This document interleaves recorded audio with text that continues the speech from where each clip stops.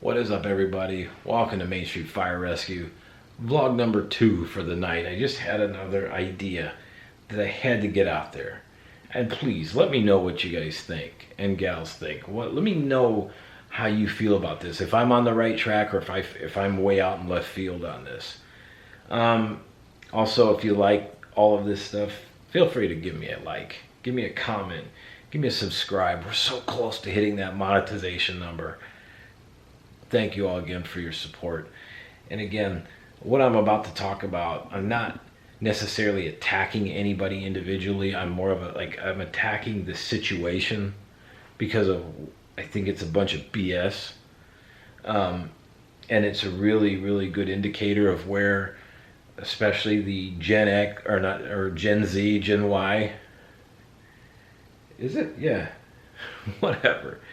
Where the last two generations are. It's a really good idea where their mindsets are, like Gen Y, Gen Z, and then there's these new ones are the millennials. Well, not so much the millennials, but Gen Z more in specific. Gen Z and the current ones coming up. Like, it's a really good indicator of where they're at mentally. You know, and what I'm referring to is these YouTubers, more specifically these Disney and theme park YouTubers. Now, I can't speak for the rest of them because that's pretty much what I like to watch, is the theme park and Disney stuff, because that's where I get a lot of my ideas. You know, things I'm looking for things, so I want to be different. I don't want to do what everybody else is doing. Hence why I dropped the T-bomb on my vlog a couple days ago at Magic Kingdom. I just like to be different, and I know people hate it, but so what? That's what makes you unique. And like my grandmother used to say, it's a lot harder to soar with the eagles than it is to wander around on the ground with the turkeys.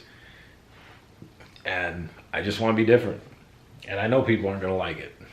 So what? Make no apologies.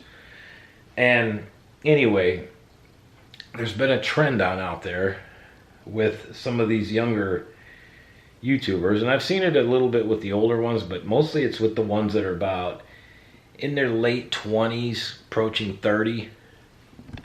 And basically it's considered vlogger burnout, or they're saying how burned out they are, and they feel like they're losing their creative spirit, and they're feeling depressed and anxious, and anxiety's flaring up and all this other stuff. What gave me the idea for this, I happened to come across a vlog from a local Disney YouTuber. I'll use his initials, it's KP, and I'm sure most of you that know of the Disney YouTubing community know who I'm speaking about. But to me, if I have a channel, whether I've got almost 200,000 subscribers or I got 200 subscribers, the last thing I'm going to do is get on there and bitch about my situation. It's one thing, you know, if you want to get some things off your chest, if you're having a rough day, or if you got, you know, you want to just chat basically with your audience, that's one thing. But when you get on there and you constantly complain about a lifestyle that you have that realistically most people would probably give most anything to have, because again, they're seeing it through a lens. They really don't know what it's like, but they're seeing it through a lens, and they see all the glory stuff. They don't see what goes on behind closed doors. So most people think this is absolutely fantastic to basically live your life being in the theme parks every day and traveling every day. And then that person gets on and does a vlog about how miserable, depressed, and anxious they are, and they're feeling burned out. It doesn't really resonate too well with the person that's maybe getting up at 5 a.m. every day to go work in the factory, you know, for 8 to 10 to 12 hours a day, and is struggling to make their ends meet and get through this life and try to be better. And, you know, that doesn't really resonate too well with people. It kind of means people are getting out of touch a little bit with reality. You know, this dude last year has been on nothing but cruises and stayed in lavish hotels, has been on all kinds of vacations, and is in Disney World every day, has been Disneyland, and basically he's been all over the world. You know, for being in his late 20s, that's a pretty good achievement for what he's done. And, you know, he does it full time for YouTube, and, you know, clearly he's making money because that's you're doing this full time, that's your job. And so now it's about year 12, and he's burned out. And it's these daily vloggers I've noticed that have the biggest problem with this. And when you're doing this as a job daily, you're having to come up with new content every day. And some of us might sit here and think, well, that's easy. It is to a point. When you think about this every day for 12 years, that's a lot of different ideas to come up with to try to keep people engaged. Because ultimately, when you do YouTube for a full-time job, man, it's all about the numbers. Your numbers start falling, so do your paychecks. And if everything, it doesn't matter if you got 1 million subscribers. If you're only getting a couple hundred views every day, you're not going to make crap, and your bank accounts are going to dry up fast. So it's you're constantly trying to stay relevant. And with some of these people, it freaks them out to think that they might drift into irrelevance. And you really, really, really start seeing these vlogs pop up around the 10-year mark. It's really interesting, like psychologically. And I think for some of them, I think if you really were to do a deep dive, a lot of them would say they miss doing something or being a productive member of society, because there's something about when you go to work, especially if you love what you do, and hey, YouTubing could even be it. But when you're going to work and you're doing something with your hands and you're spending time with people that you like every day, and whatever the situation is, it gives you a feeling of satisfaction when you get home, like you've really done something. You know, talking in front of a camera every day, you know, it can get pretty isolating, especially if it's just you. You know, you're talking to an audience, and that's it. And then you're uploading it, and then you're going and reading through the comments.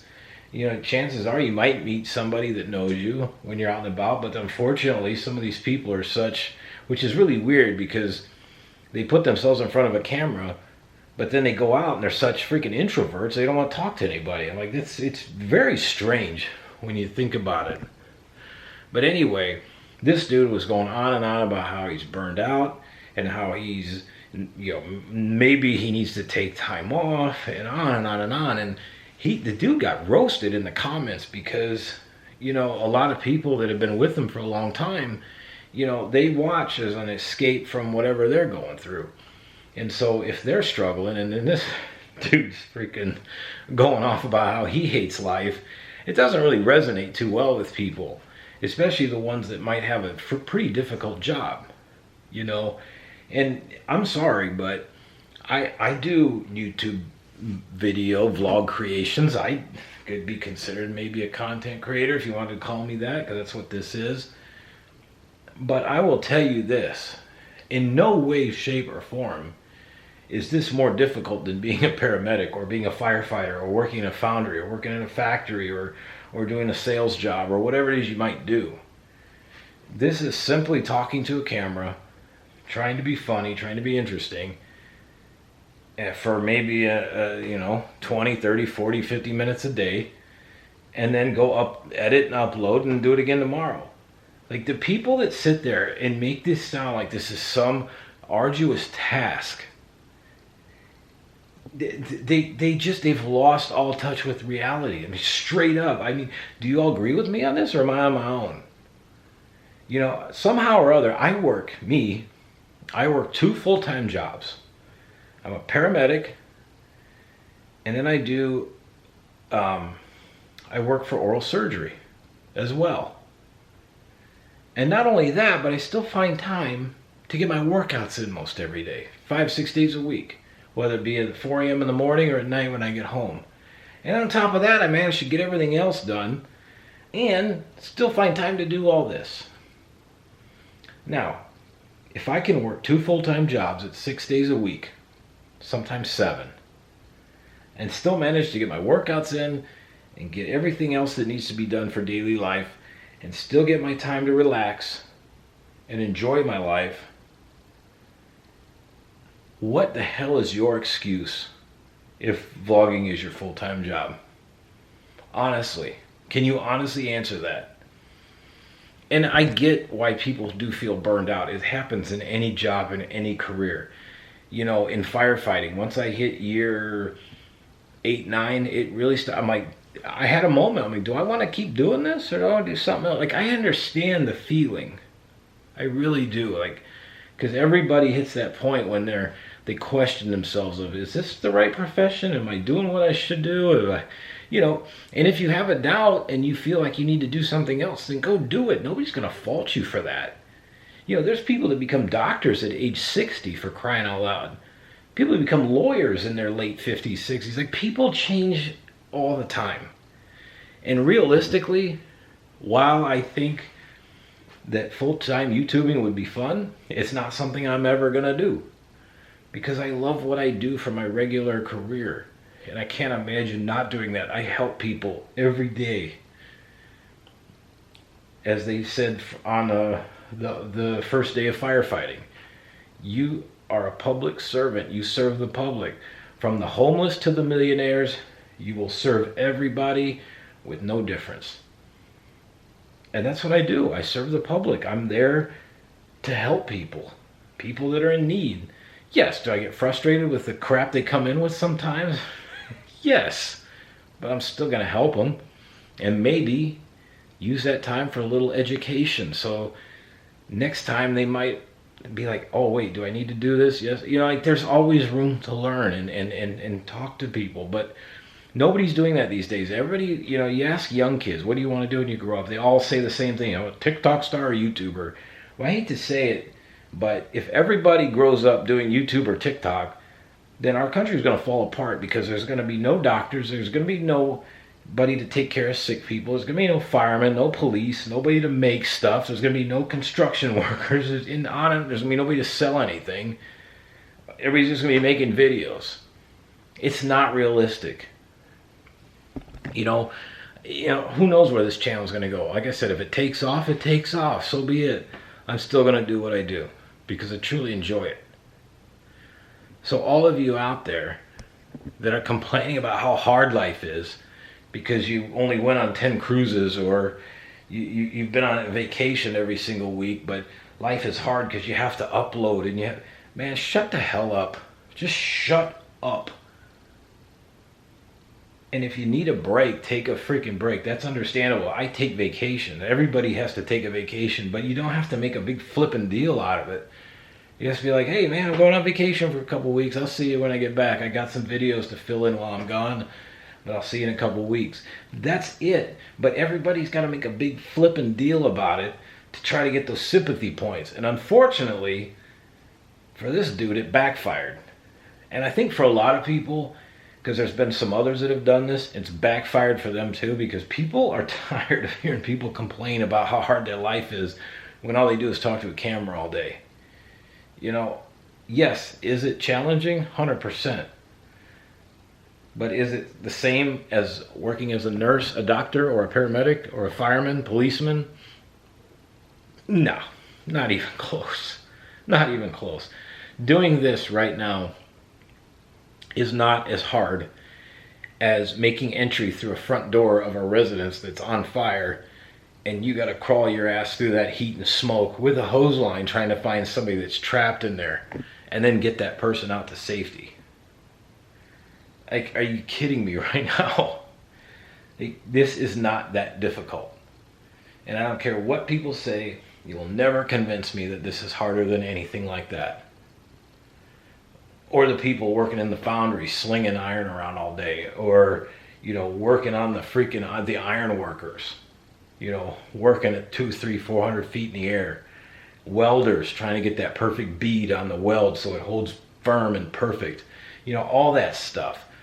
Construction workers, and people that work with their hands. In fact, I'm going to say this now. I believe, because of the shortage, in the next 5 to 10 years, anybody that knows how to do a trade is going to be the new 1% of society, because that's where all the money is going to go, because there are so few people now that know how to do anything with their hands. Everything's all computerized, and unfortunately the things that are now becoming in high demand are the things you need to do with your hands, things that AI cannot replace. So if I were you, especially you full-time YouTubers out there, I would find the time and go take a class, go do something productive with your spare time, and learn how to do something with your hands, something you enjoy. There's got to be something, and have a backup. That way, at some point when you decide, you know what, I really don't want to do this anymore, You have something to fall back on. Or you can do it part-time and then still do your YouTube. Like, there's so many different ways to do it. But people, get a freaking skill. You need something. You can't just sit there and talk to a camera and go, well, if it wasn't for YouTube, I wouldn't be able to do anything because I have no skills. So many of them say that. So many of these creators say that. It's over and over again. If it wasn't for you, if I didn't do this, they all say the same thing, and I quote, if I didn't do YouTube, I would not be able to make the kind of money I make right now because I have no skills. This is the only thing I know how to do. That is frightening. Because I'm telling you, if YouTube ever goes away, or even TikTok or any of the other things, if they just magically disappear one day, what are these people going to do? They got nothing. They got no skills. And you all are in control of that. You can fix that. Go out and get yourself a skill and learn how to be a productive member of society and work with your hands. And stop complaining to a camera about how rough your life is, because all you do is go on vacations every day of the freaking year, man. Knock it off. Like, you're literally, you are the reason that your channel is failing, because you do stuff like that. Like, people don't want that. People want to be entertained. They want to laugh. They want to think. They want to, whatever. They don't need somebody groveling on a freaking channel. And plus, freaking man up a little bit. Man the F up and start acting like a man. Start leading. Start owning shit. Just start, and when I say owning shit, I mean, like, take responsibility for yourself. Stop blaming others. Like, that's the other thing. Everyone wants to blame everybody else for everything, every freaking problem. Most of the time, it's our own selves that cause the problem. And these up and coming, take a breath. These up and coming kids are so freaking soft. Like, they can't handle anything. Like, the smallest bit of adversity and they crumble.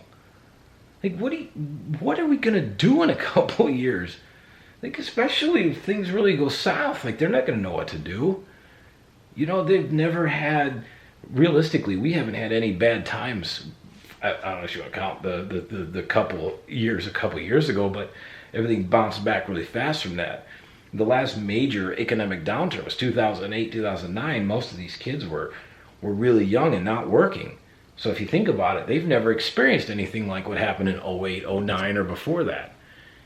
So they're not going to be ready when things really get real, and you got to start making decisions on, do I put fuel in this, or in my car, or do I eat? And sadly, a lot of them are spending money they don't have, and it really shows when they're vlogging or on live stream and go to pay for something and their credit card gets denied. That's not a good look. That's really showing that they're spending way beyond their means. And yes, you can make good money YouTubing, but you can also get very reckless. If these kids are smart, they'd be saving 70% of that money and be working a job and using that to fund their daily life, and be taking all this YouTube money and just putting it away and saving it year after year after year, and then building a huge freaking retirement account. And you could retire at age 55 and be done, and then have enough money for you and your family, your kids' kids to live off for the rest of their lives, and have everybody set up perfectly. But no, they don't do that. They go out and buy dumbass cars they can't afford. They buy dumbass houses they can't afford. But hey, it's all about the look, right? And it just goes on and on and on. And then eventually, when the views disappear, they run out of money within a couple months and they're broke. And they have no skills. So I'm telling y'all, use the time wisely that you have. If you're able to film and vlog and do that as a full-time job, use the extra time and go get yourself a skill. Go take a class. Go do something. Hell, you could even vlog that, for crying out loud, and show people your journey, how you're bettering yourself. People like to see that. People like to see others building themselves up and being successful. That's the true mark of a freaking hero, man. So that's all I got to say. I just had to get that off my chest. I watched that the other day, and it's just been sitting there with me. I'm like, You know what? Let's do a second vlog tonight. Let's talk about this. So let me know in the comments what you think. Am I completely off the rails on this, or am I kind of right? Let me know, and also thank you very much for your comments, your likes, your subscriptions. We're on our way to 500. We're almost there. When we get there, I'll have a special surprise for y'all, and as we get closer, I'll let you know more what that's gonna be. All right, everybody, have a fantastic evening. Keep going strong. Don't give up. And like Sylvester Stallone said, don't let anybody point a finger in your face and tell you you're no good. You are your own success story.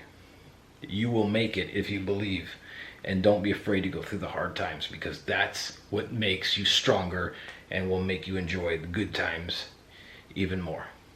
Have a good night, everybody. Main Street Fire Rescue, out of service. I'll see ya.